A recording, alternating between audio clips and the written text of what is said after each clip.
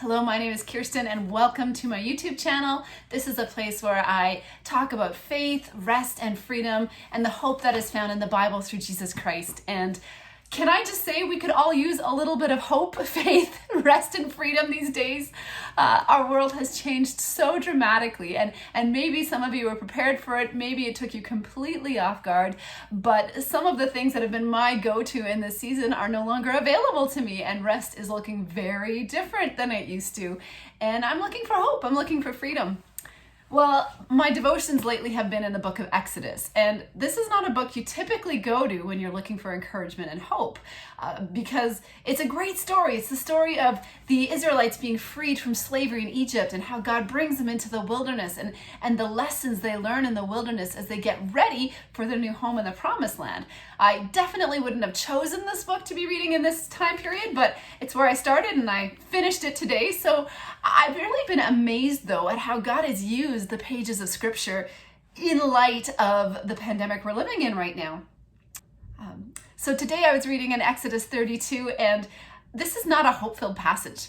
If you look it up, this is the golden calf moment. This is the moment where the Israelites do badly and there's punishment. Like, this is not the encouraging part of the Bible. It takes place after the Israelites have been set free from Egypt. So God has already sent the plagues through Egypt. He changed Pharaoh's heart. Pharaoh let his people go. The Red Sea has opened. They're in the desert. God's provided water. He's provided the manna for food. They're in a really good place. And they get to this mountain where Moses goes up to meet with God. Now you have to imagine the setting. They are, for the first time in generations, not required to work. They have nowhere to go. They have nothing to do. They, for the first time, get a season of rest. Now, they also have everything provided for them. There is water in the desert. Manna is being given to them every day. They're relatively wealthy at this point because the Egyptians were gifting them with their gold and silver and animals as they left Egypt. So they have rest, they have food, they have water, they have peace. It's a good time to be an Israelite. And as they're camped there on the mountain, they know that their leader is on the top of the mountain meeting with God in a visible presence. It says in the Bible that God looked like thunder and lightning in the clouds on the mountain. So they could see a visible, tangible reminder that God was there. Before this, Moses had already, at the advice of his father-in-law Jethro, put in place a leadership structure. So they weren't left without a shepherd. They had leaders to go to when they had disputes. They had Aaron, who was there to be the priest and the mouthpiece of God. They were in good hands. And I think when they started this time, probably it was a time of relief and celebration. They weren't fleeing Egypt anymore. They actually had a destination. They were going to the promised land. They had everything they needed, and life was good. But as the days turned to weeks and the weeks turned to months, and they stayed there, something shifted. And we don't know what or where or when, but somehow along the way, the provisions turned into rations.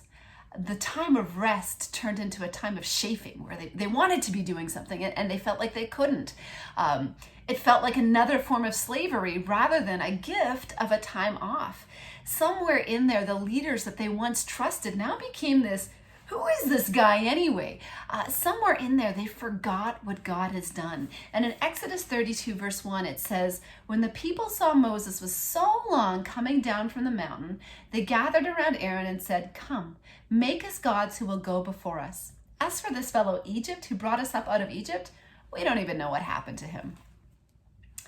And Aaron asks for their gold. They give Aaron the gold. They make an idol out of the gold, and they start worshiping this idol instead of God.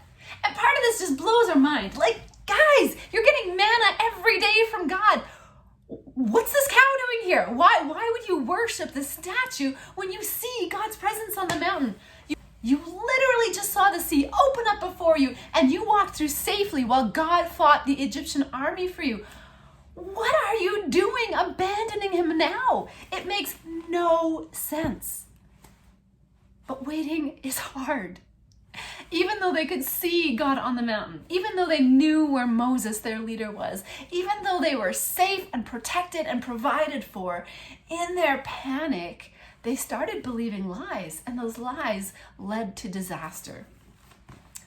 Aaron takes their gold. He makes a statue out of it. They worship this idol, and Moses is pulled out from his time from God to come and deal with the mess down below. And guys, it ends badly. There is so much fallout from this decision that they made to turn away from God. And I can't help but ask, what could you have done differently? And I think part of the problem is they forgot what is true. Instead of sitting around campfires and saying, remember the time God brought us out of Egypt? Remember what it used to be like when we were slaves every day? Remember the hard work? Remember the time God provided water for us? What if they had sat around the campfire and told stories of truth, reminding them who God is, reminding them of his faithfulness, reminding themselves of where they've been in the past? They didn't need a new God. They had a God who was currently providing for them, but they forgot all this. Hey, we're in a waiting season right now. If you are like me, the world around you is shutting down, and we don't know when that's going to end. Just yesterday, we got the news that schools are closed indefinitely, and there's no open date ahead. Just yesterday, everything but essential businesses were shut down, and there's no reopen date. We are in this waiting period, and I think we're a little bit at risk, the same as the Israelites. We're at risk of wanting to control our own destiny in this because we don't know, and not knowing is so hard. We're at risk of forgetting what we know to be true and starting to wrest control back, or starting to believe false narratives, false stories. I think right now, if we want to avoid disaster, unlike the Israelites in this, when we're waiting, we need to start telling stories of truth, stories of hope. Let's remind ourselves of who God is. Whether that means praying the names of God and saying, God, you are the faithful God, and I trust that you are the same today as you were last month, and you will be next month. Regardless of what happens, I know you are faithful. Maybe we need to pray other names of God, like Jehovah Jireh, God the provider. God, I'm terrified. There is no manna in our house. There's a water bill that needs to get paid and no money coming in. How will you provide for me in this situation?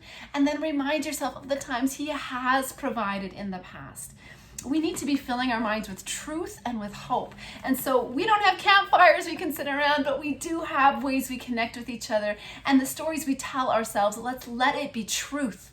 Let it be based on who God is, not based on our fears. So, even though this story is a disaster, it's talking about a time where the Israelites made a huge mistake that cost them dearly. It's also a time of hope. A few things that stand out to me is Aaron. Aaron was set up to be a leader, and instead of saying, this is a bad idea, we don't need a new God, we're worshiping Yahweh, he's the one that made the cow. He's the one that took their gold and made this golden calf. And when Moses confronts him, he's just got excuses. So it says this in Exodus 32:22 and following, you know how prone these people are to evil. They said to me, make us gods who will go before us. As for this fellow Egypt who brought us out of Egypt, we don't know what's happened to him. So I told them, whoever has gold jewelry, take it off. Then they gave me the gold, I threw it into the fire, and out came this calf. Okay, Aaron, for real, we know that's not what happened. But he wouldn't take responsibility. Aaron is not coming out shining in this situation. Aaron is the one who should have brought the people back to God. Aaron was there as a leader. He should have shown some wisdom. Aaron was there set to speak for God, and he didn't. Not only did he not speak for God, he was complicit in setting up false gods. But do you know what happened to Aaron? Forgiveness. God did not disqualify Aaron from the priesthood. Still, Aaron was anointed to be God's mouthpiece. Aaron and his descendants forevermore would be the priests of Israel. If anybody's disqualified from the priesthood, it should have been Aaron. But God restored him.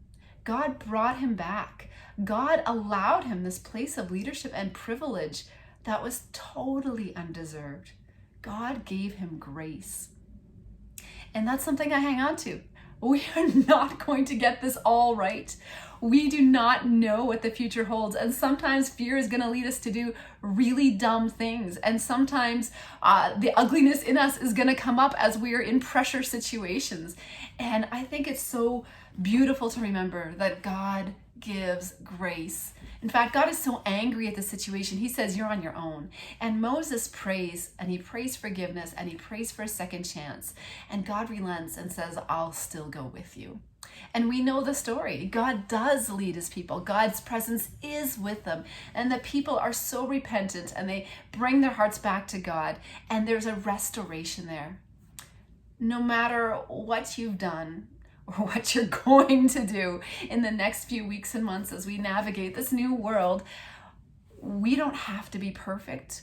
We get to fall on the grace of a God who forgives, who restores, and who gives second chances.